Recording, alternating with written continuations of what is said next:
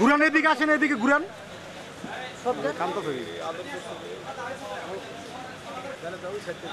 তুই সেটা দরকার ছিল না।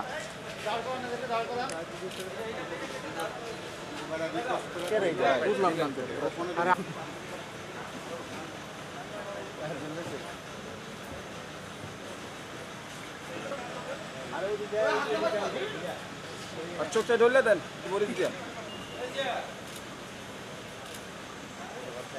সামনে যাই। গতকাল আমরা বিভিন্ন সোশ্যাল মিডিয়া এবং ইলেকট্রনিক অ্যান্ড প্রিন্ট মিডিয়ায় দেখতে পাই যে গতকাল ফতুল্লায় একটি ডিপিডিসির নির্মাণাধীন বিদ্যুৎ কেন্দ্রের ওখানে একটা ডাকাতির ঘটনা ঘটে। সেটার প্রেক্ষিতে আমরা আমাদের কার্যক্রম শুরু করি। এ লক্ষ্যে আপনারা যারা এই নিউজটা আমাদেরকে জানিয়েছেন তাদেরকে ধন্যবাদ জানাই যে আপনারা আগাম আমাদেরকে দিয়েছেন এবং যেটা আমাদেরকে সহযোগিতা করেছে আমাদের পরবর্তী কার্যক্রম করার জন্য।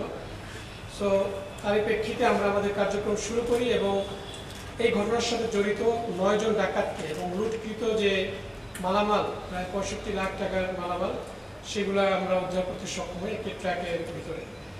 তো ঘটনা যেটা ঘটে গত পরশুদিন রাত আনুমানিক 8টা থেকে একদল ডাকাত, আর যেটা আমরা প্রাথমিক জিজ্ঞাসাবাদের দ্বারা জানতে পারি যে এরা মূলত আন্তঃজেলা ডাকাত দল এবং তারা বিভিন্ন জেলায় গিয়ে এইরকম প্রতিষ্ঠানগুলোতেই তারা ডাকাতি করে থাকে।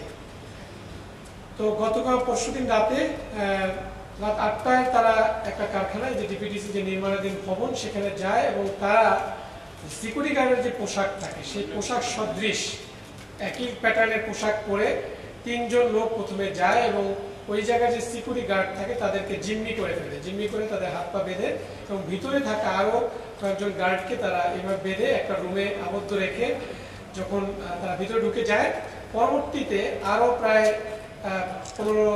8 থেকে 18 জনের মতো লোক এই ডাকাত দলের তারাও ভিতরে প্রবেশ করে এবং তারা এই 8টার পর থেকে শুরু করে এই বিদ্যুতের সাথে রিলেটেড যে বিভিন্ন সেমিকন্ডাক্টর, রিং নেটওয়ার্ক, ট্রান্সফরমার যে জিনিসগুলো ব্যবহার করা হয় বিদ্যুতের লাইনের কাজের জন্য, সেই সকল সরঞ্জামাদের খুব মূল্যবান এবং দামি দামি জিনিসগুলো তারা ট্রাকে লোড করে এবং আনুমানিক শেষ রাতের দিকে প্রায় 3টা সাড়ে 3টার দিকে তারা এটা নিয়ে বেরিয়ে যায়, এরকম আমরা প্রাথমিক জিজ্ঞাসাবাদে জানতে পেরেছি।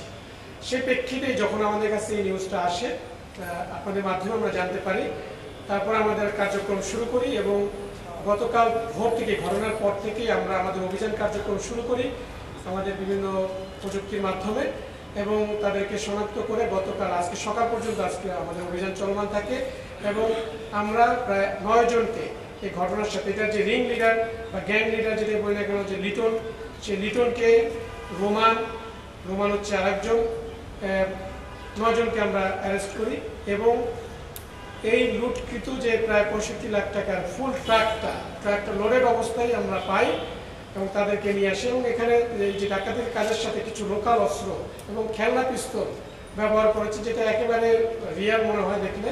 এইগুলোকে তারা ব্যবহার করেছে, চাপাতি, ছুরি এবং এই যে খেলনা পিস্তল ব্যবহার করেছে ডাকাতির জন্য, সেগুলো সহকারে আমরা তাদেরকে অ্যারেস্ট করি। তো গ্রেপ্তারকৃতদের বিরুদ্ধে আইনানুগ ব্যবস্থা প্রক্রিয়াধীন আছে।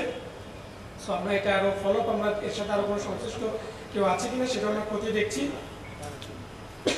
এবং এই ঘটনার গতকাল জানেন আপনারা যে ওই প্রতিষ্ঠানে যে একজন প্রবাসী আছে তিনি একটা মামলা করেছেন ফতুল্লা থানায়। সো সেই মামলায় তাদেরকে আমরা থানায় হস্তান্তর করা